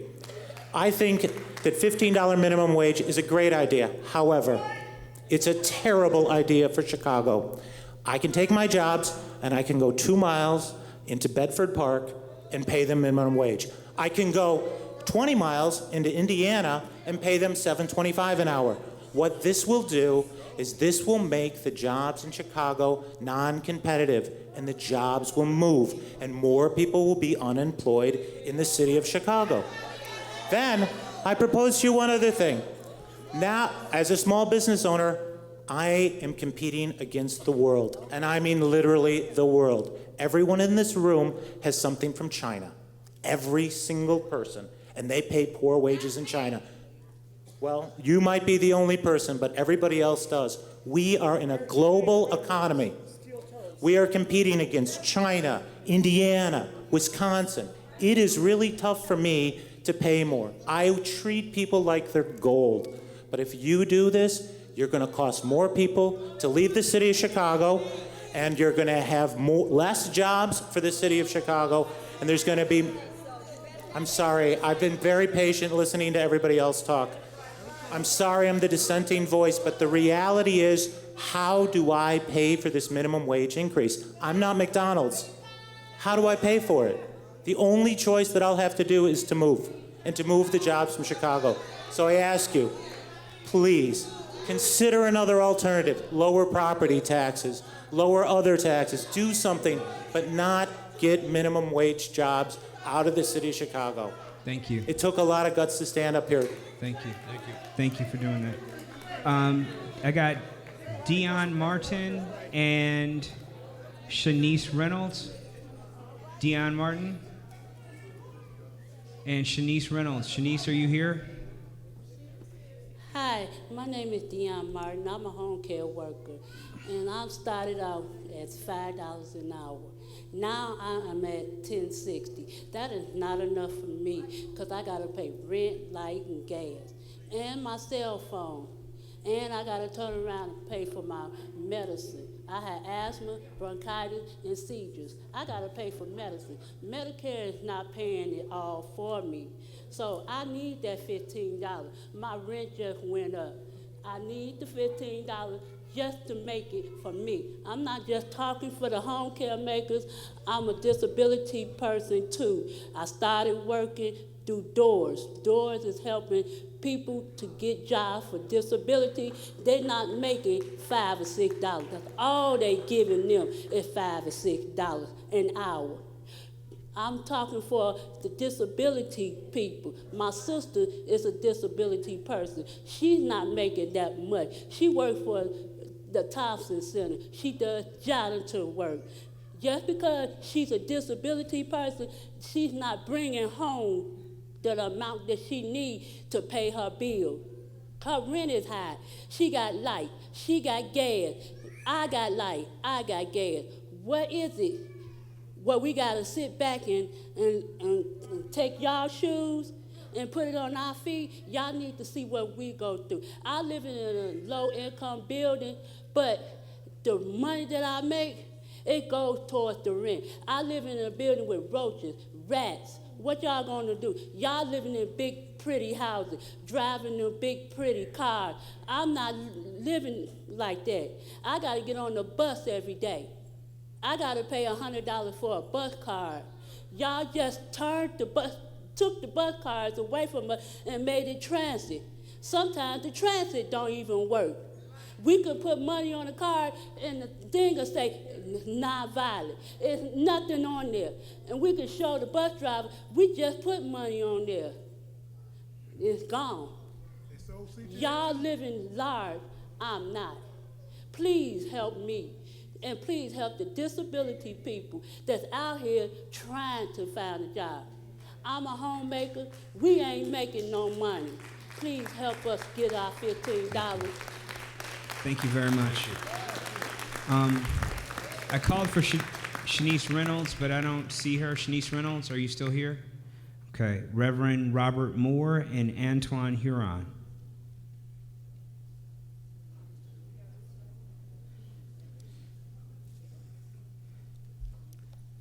Good evening. Good evening.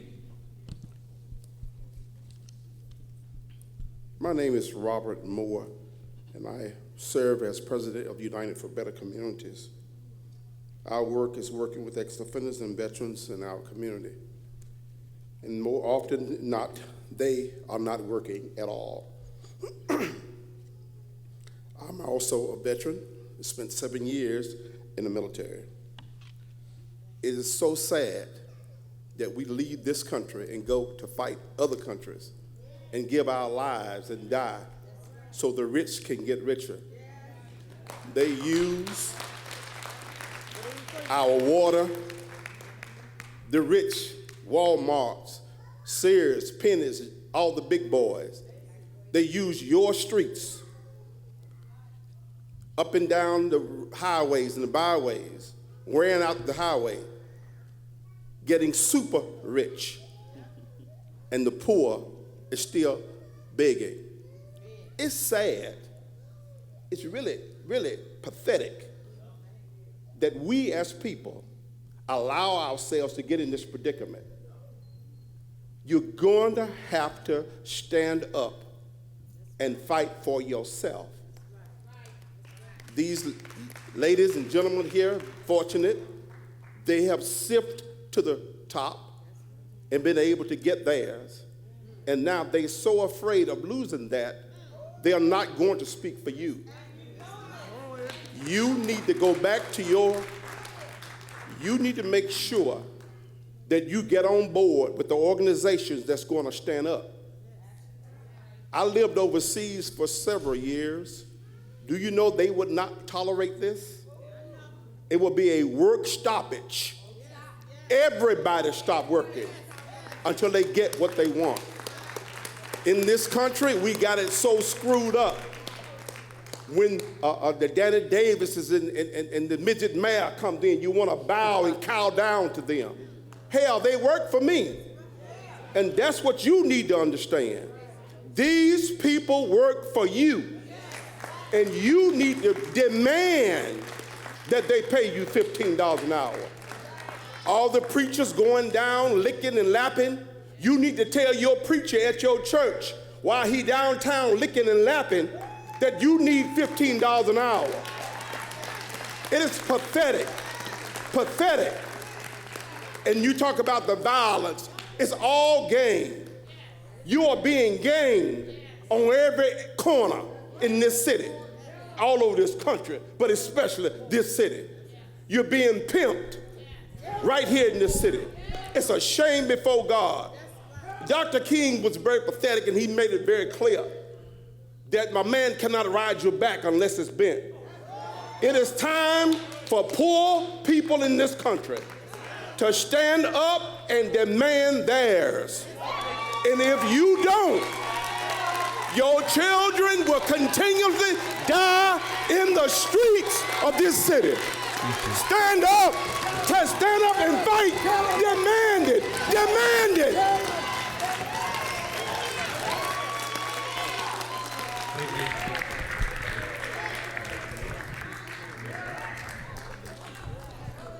So, Antoine Huron, Dr. Daylight. Is there a Dr. Daylight here? Okay. Guess not. Earl Walker. Earl Walker, are you here? Okay. Mr. Huron. Yeah, so I'm trying to make this quick. I don't like really speaking out in front of people, but hearing everybody speak and everything, you know, telling their stories and their trials and everything, do you guys honestly understand what we're fighting for? Yes. I mean, you say yes, but I'm just gonna reiterate, you know, because I just want to make sure you guys got a clear understanding on what we're fighting for. This past weekend, I was at my friend's house. It was like her graduation in high school, you know, everybody celebrating. And like a fight broke out between the family, kids and everything. And some things were said, some feelings was expressed. It was like a lot of emotions. And one of the things the mother said was, I had to, when she said I had to come out $4,000, you know, just to pay for prom and everything, school, getting us started with college. And what she said was because her kids, she felt like her kids didn't appreciate her for all the things that she was doing. She said that, what do y'all expect me to do? Go back to being a hoe just to make money, you know, and provide for y'all? You know, right then and there, I broke down and started praying because I'm like, I don't understand the hurt and, you know, the pain that this family is going through, and I feel like nobody should go through that. But, you know, what it all surrounds is money. Like, every problem in this city, whether it's crime, educational, it all goes back to money. So when you guys say that you understand what we're fighting for, but you don't approve this fight for 15, understand that you're fighting against that mother. You're telling her that you're fighting for her having to go back on the streets and be a hoe to support her family. Me, myself, you know, I tried to go to school. I made it freshman and sophomore year. Yeah, and I had to take out a loan each year just to make it through school, as well as my family putting in to support me. That third year, I knew I wasn't gonna make it, and I refused to be a financial burden on my mother. You know, I seen her struggle growing up, taking care of me by herself, me, my brother, and my little sister. You know, and I thought about that, so I decided to come home. I've been working for McDonald's for 5 years now.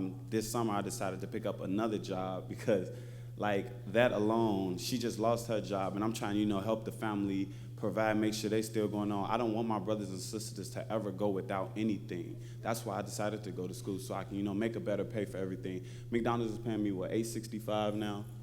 My highest checks I'm seeing is like $2.90 something now. Just because you're making that money don't mean you guaranteed those hours. So when you say you don't want to guarantee those $15 an hour, you're actually saying, I want to fight for you to have to struggle, for your family to have to go without, your little brother and sister seeing everybody else struggle, so they see that there's nothing getting better. You know, it's the example, it's this generation coming after us. They seeing us struggle, they saying that it's not getting better, there's nothing coming from them. What do you think they gonna do? My little brother, he's only 15. He just got caught with selling weed 2 months ago, arrested. Now he has a record.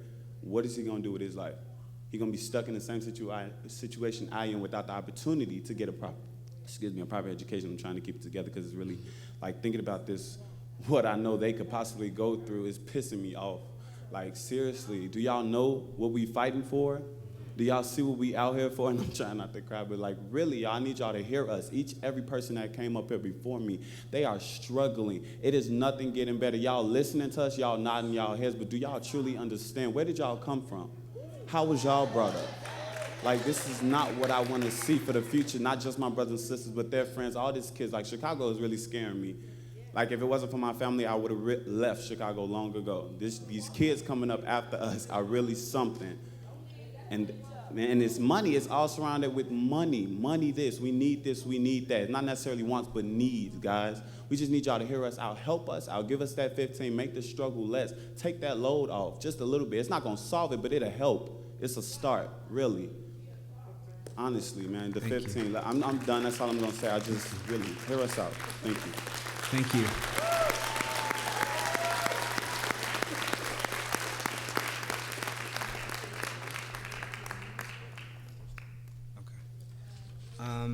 Earl Walker, and then Helen Tyner. Helen Tyner, are you? Okay. Mr. Walker. I'm a college grad, go to Kennedy King. I also work here through the work study program. I'm a member of Phi Theta Kappa Honor Society. I'm a student ambassador here. So I do a lot of college tours and I see the youth and I bring them in and I understand where they're coming from. Because at one point I used to be them. I forgot to mention that I've been to prison too. I forgot to mention that I was a drug dealer at one point too. I forgot to mention at one point in time that I used to live in the suburbs next to a lot of you guys. I say that to say that if you don't do the right thing, sooner or later the only people that's gonna have money is you. And guess what I'm gonna do? Guess what people in my generation are gonna do? We're gonna come find the money, so we're gonna come find you. So what I'm basically saying to you is, I understand both sides of the coin. With knowing that, if you do give us $15 an hour and then you start consolidating jobs, which chances are you're gonna do, or you're gonna start taking away hours, which chances are you're gonna do, like Mariano's, they pay people above minimum wage, but they cap them off at $20. I know that game too. But you have to help people with a genuine thought. Again, as everybody said, you work for us. They weren't being disrespectful, but I'm gonna be. So I'm gonna tell you actually how it is. I don't give excuse my language. Fuck how you feel. The truth is, you need to do the right thing or get voted out. If you gonna hate on us, get out the way. Let somebody do the right thing that is gonna do the right thing. I'm looking at some of y'all in particular because you don't look like me. You look like me, but you don't look like me. I can tell the difference. So some of y'all I'm looking at purposely. I don't know what your background is. I don't know what type of degrees you got. I'm not at 825 because I'm not intelligent. I forgot to mention also, under the tutelage of Dr. Rebecca Ginsburg at U of I, which I used to go to, I'm a member of the Education Justice Project. We fight for social justice, something that you guys forgot to do when you got in your position. So in doing that, I volunteer to do the right thing that you guys get paid to do. What the hell? 2 minutes my ass. And you can cut my mic because my voice is pretty loud. Now I'm speaking directly to you. You're not gonna dictate the pace when you work for me. You work for me. You work for her. You work for him. You can sit here like this all day, homie. Once I figure out what ward you in, I'm gonna start stomping the streets to get you up out of there. That's how serious it is. And you don't understand that. You really don't understand that. You are cutting the livelihood of people that are fighting and struggling. I talk to young people all the time. How can I tell this little, excuse my French, nigga to stop selling drugs when I can't get him a job? I can't. How is his mama gonna look at him in his face and tell him to do the right thing and she can't feed him? She can't put shoes on his feet so he can not get bullied at school. All this stuff factors into the social paradigm that y'all put us in. Y'all are the haves, I'm a have not. Please share with me before it gets, Massa, please share something with me before it gets bad. I'm just telling you what it's gonna turn out to be. If you don't understand that, we're gonna make you understand it.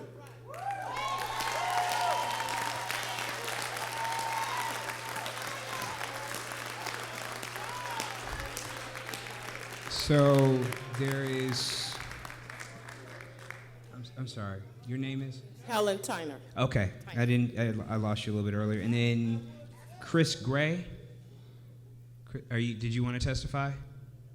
Okay, you might want to make your way down to the microphone after Helen's done. My name is Helen Tyner, and I have a grassroots organization in Inglewood called Parents for a Better Inglewood.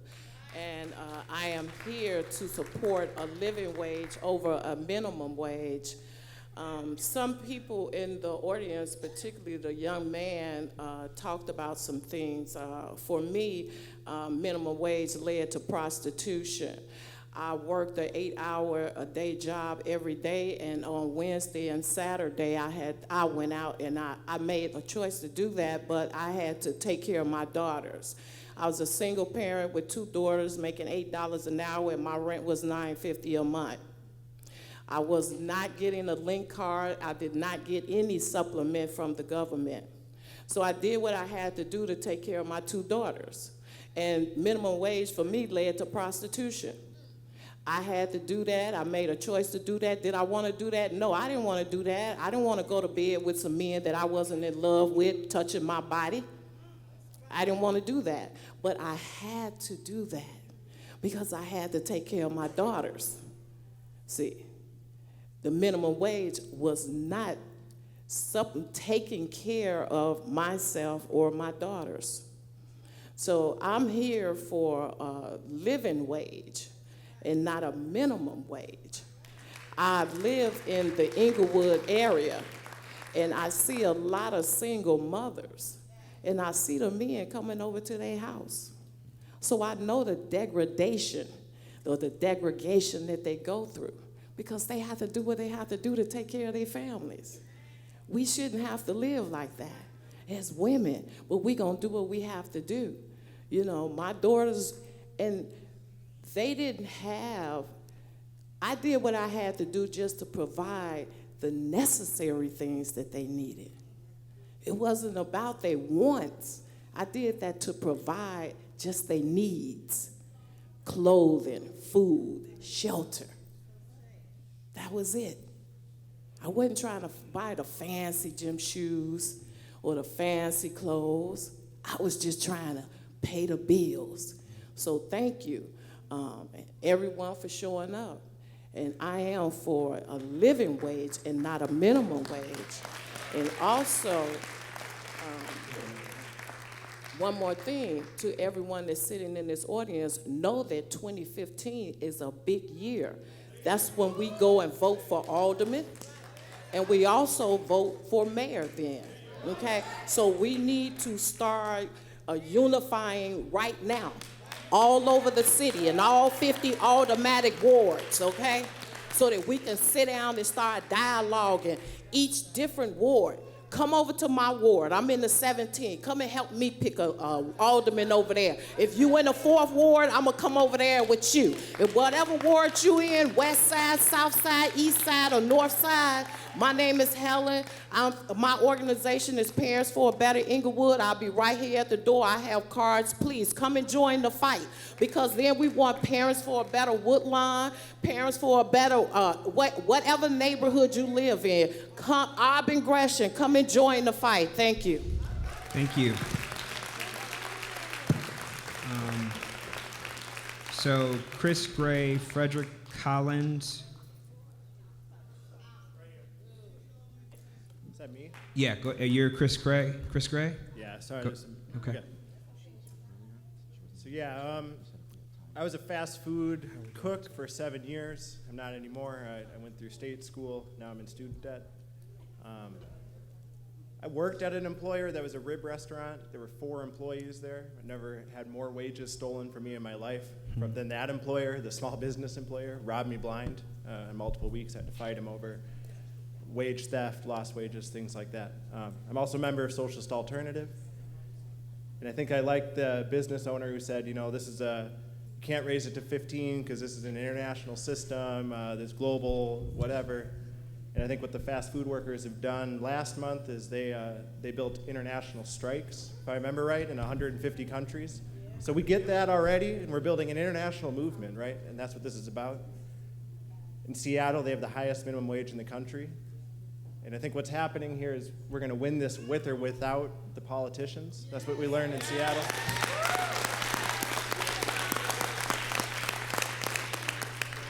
And I think everyone's watching Chicago right now. This is a big city. If you guys win here, there's a lot more coming, right? A lot more people are watching what's going on, and they're waiting. They're waiting for a way forward. And I think we got to be ready, right? Like, big business is going to come back and attack this. We get the public meetings here. Big business gets the closed door meetings with the mayor at City Hall, right? So we got 4 more meetings coming up, and we need to know how many people can we bring to these meetings? How many people can we bring into the streets outside of City Hall to show Rahm Emanuel, to show big business that Chicago is behind this? I heard that there was an 85% support for 15 during the referendum in March. Is that right, 85%? What was it? 86. 86. So what's the debate and what's the holdup here? What are we waiting for? Was it 86% of the people agreed to close 50 public schools in Chicago? No. But you all did it anyway. What about the pensions, right? Did 86% of the people support cutting pensions in Chicago? No, but that's going to happen. But 86% of the people support raising it to 15, and now we got to debate, we got to wonder, and I mean, I don't understand what the holdup is. We're going ahead with or without the aldermen, and if y'all want to be on our side, that's great. Let's go together. If you don't, you got to get out of the way. We're going to run people against City Hall. We should run independent candidates that are going to fight for our interests. Right on. Thanks so much. I can't add anything else to what people have already said. So, thank you. We have a few more speakers. Frederick Collins, David Morey, did you want to testify? I'm Frederick Collins. All right, I know. I was looking at David Moore over here because I just wanted to keep things moving. Mr. Collins, go ahead.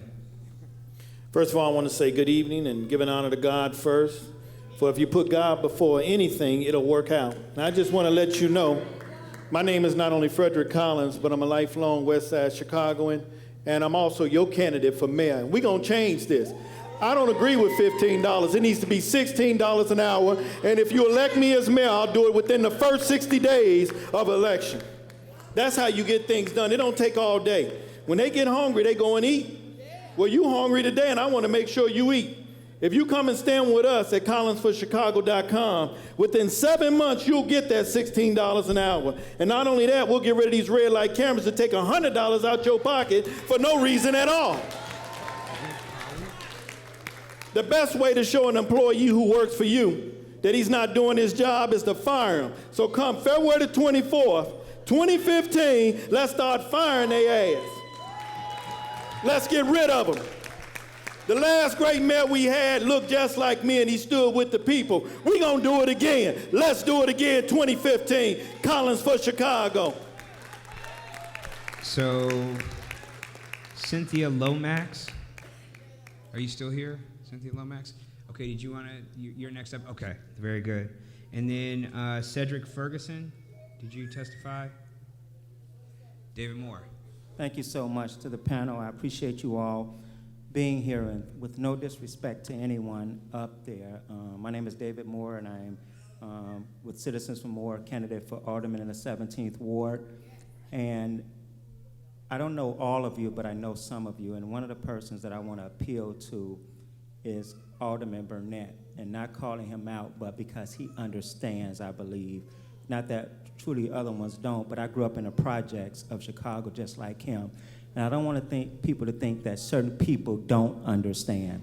And I want to appeal to him because when I worked for the Chicago Housing Authority and they were tearing down those buildings which needed to come down, I had to work with my people, although I got called house nigger and all that, but I told them what to do in order to get ahead. And the ones that had listened to me, they are all right, and the ones that didn't are not. So understand there are people we can appeal to, and understand that these people are hurt. This is a tough issue, I know, on both ends. But as it relates to those companies, when you're thinking about it, the McDonald's, the Walmarts, and everything, there's no time to wait. It's $15 right now. And the reason being, because they're not bringing their manufacturers here so we can make a real wage. These CEOs are making big dollars, multi-billions of dollars, and they are making record-breaking profits. So when you're arguing this point, understand that as you hear about this lady who had to prostitute, when you hear about these guys who do not have a job to go to in order to make even a living wage. So the fight is a living wage more than anything, because if it goes up to 15 and everything, taxes and everything continue to go up, then that minimum wage is going to have to go up again. So at the end of the day, it's about that living wage increase. And always remember, along with what happened with the schools and everything, whether people want to believe it or not, this whole charter school thing is a pipeline to prison, you all.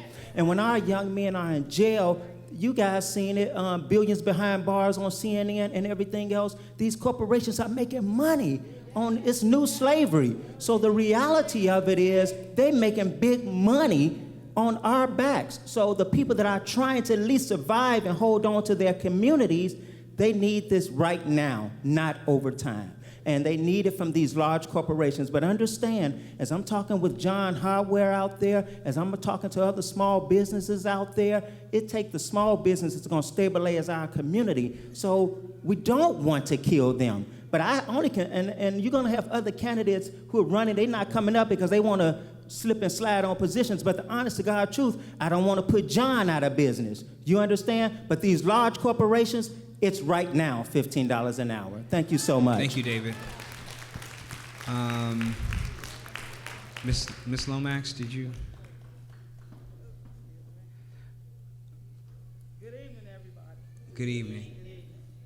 To the officials, to the panel, we know that our mayor sent you all here, and that's fine. And my testimony is I hope you all have opened not just your natural ears, but your spiritual ears. I'm here as Cynthia Lomax. I'm an advocate for the community. I live in the Inglewood community, and I believe in advocating and supporting and being resourceful to the people. I hope you all, I know there's plenty of aldermen sitting up there. Don't forget the people that helped you get there. These people have cried out and spoke from their heart. They're letting you know how they feel, how they're living, trying to raise their family. And we just asking that you all open your spiritual ears. You got to go to bed tonight too. And we pray that God deal with you tonight. Do what's right. How would you feel if you had to raise your family? How would you feel if you had to get on the, have y'all been on the bus lately? No. Anybody been on the bus up there lately? No. I'm sorry, but I think officials only need a cap of two terms. That way it won't get so overwhelming for one person to be too powerful like Mayor Daley. He made too many decisions to sell out this city. And who paying for it now? We are. We as the people. I'm going to give my testimony now. Yeah, I educated myself thanks to God and my family. Yes, I've been on welfare. Yes, I done been on the bus. But by the grace of God. By the grace. And it's the grace of God that's keeping these people in their right mind. These are the people that y'all asked to vote for y'all 4 years ago. 2015 is going to come around now. But my personal testimony, when I had to sit before that lady at the welfare office, and she thought she was giving me a hard time, only thing I had to say to her, you pray to God that you don't be your own customer. Thank you. Y'all don't get out of office now, because guess what? This side of the fence is reality. Mr. Ferguson? First of all, I want to thank you all for taking the time to come out here. My name is Cedric Ferguson, a community activist, and I moved away 3 years ago to Mississippi, and I come back here to Chicago, and there's a cry out. The people are crying out to you all. My question is, why isn't the mayor here? Number one, he's going to be held accountable. Everyone that's sitting up here on this panel, trust and know this, that the people in the city of Chicago are fired up. We will be united come 2015. If you all make your vote now, we're going to vote later. And here's the thing. Remember this here. The X's that's on these buildings, that remind me of Hitler back in the day. But I know this is not the subject, but I'm leading it, so just give me a minute. After seeing them X's on the buildings when I came back, I'm like, oh my God, what the heck? I go down to Mississippi and I come back, the crime rate done tripled. So me, myself, and a couple more people, we took the fight to the street to the young people. We stood on the corner with the young people. We asked them, what is it that you all need so we can stop the violence? One young man said, it's not fair for you to ask me to put down my guns and you don't have anything for me to pick up. So I say to you all this, economic development growth is essential. We need that. And trust and know, if you all, we don't need another meeting for you all to make a decision. We need a decision right now. So as you all take into consideration everything that everybody said, next week we want to hear a report. We don't want another meeting. The people have spoke. And since we have spoken, I think that you all should take this back to the mayor, override anything that he says, because your jobs is on the line just as well as his. Thank you very much. Thank you. We have one more. Shanice Reynolds, if you're here, if you wanted, so you'll be our. Hi, Ms. Reynolds. Hello. My name is Shanice Reynolds. I am a member of the Chicago Teachers Union. Prior to that, I was a staff clerk at a school that closed on the west side where I was making $43,000 a year. I was able to afford living on the south side of Chicago, raise my two sons. When the schools closed, before they closed, I took a substitute position. That substitute position as a clerk, working in a school with the demands from the community, the teachers, staff, principals, as well as working with councilmen, we make less than $15 an hour. As a substitute clerk, you have employees that work for Chicago Public Schools that make less than $15 an hour. Fight for 15 is not just for McDonald's, it's not just for Burger King, it's for every family in the city of Chicago. It's for our students. It's for our students and for their families as well. You heard testimonies from teachers who can't have school meetings with parents because they're working 2 to 3 part-time jobs just to make ends meet. If our students and their families have $15 an hour or more, because I feel that minimum wage should be $20 an hour, I feel that if it's taken its appropriate gains over the years from when it was introduced, it would be at least at $22 an hour now, not in 5 years from now. So if $15 an hour is given to 85% of the families that attend Chicago Public Schools, because 85% of the students are low or free reduced lunch, and 85% of those students are African American and Latino. So fighting for minimum wage is fighting for students that has not been invested in, families that have not been invested in for years. For years. These are communities that when people shop within their community, you have mom and pop stores that you go to. You don't necessarily go to Mariano's or go to Walmart, because you can't just walk into those stores like you can on 115th and say, I only got $20, but I need to get my child some shoes. And that store that's been in that community for years is gonna give back.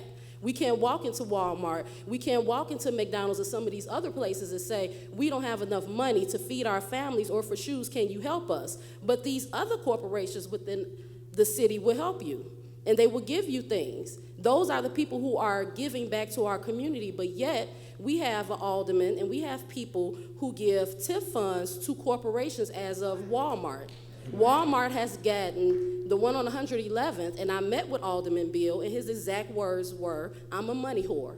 As I sat there in his office and asked him, why did he spend $8 million on Walmart for 100 part-time jobs at $7 an hour?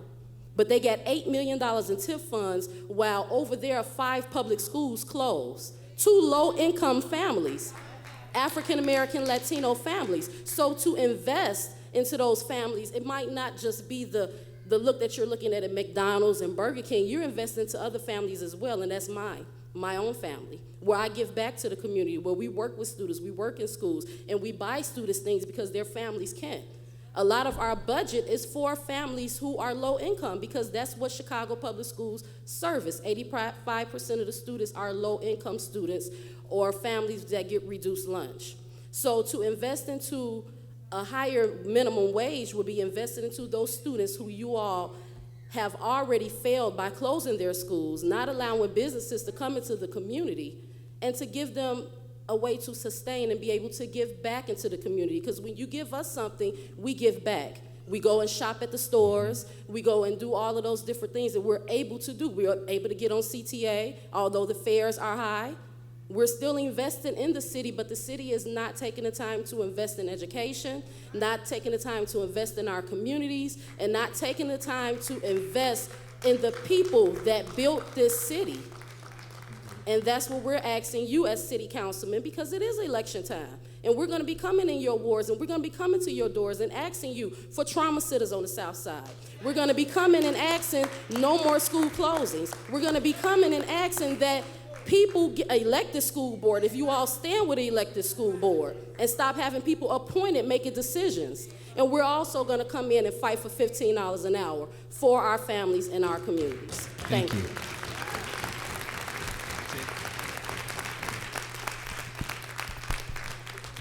So I want to thank everyone for coming out tonight and sharing your stories with us. I know I was affected by them, and they were very powerful. We're going to have other hearings throughout the city of Chicago so other folks in other parts of the city can have input. And I appreciate everyone for coming out tonight. Thank you.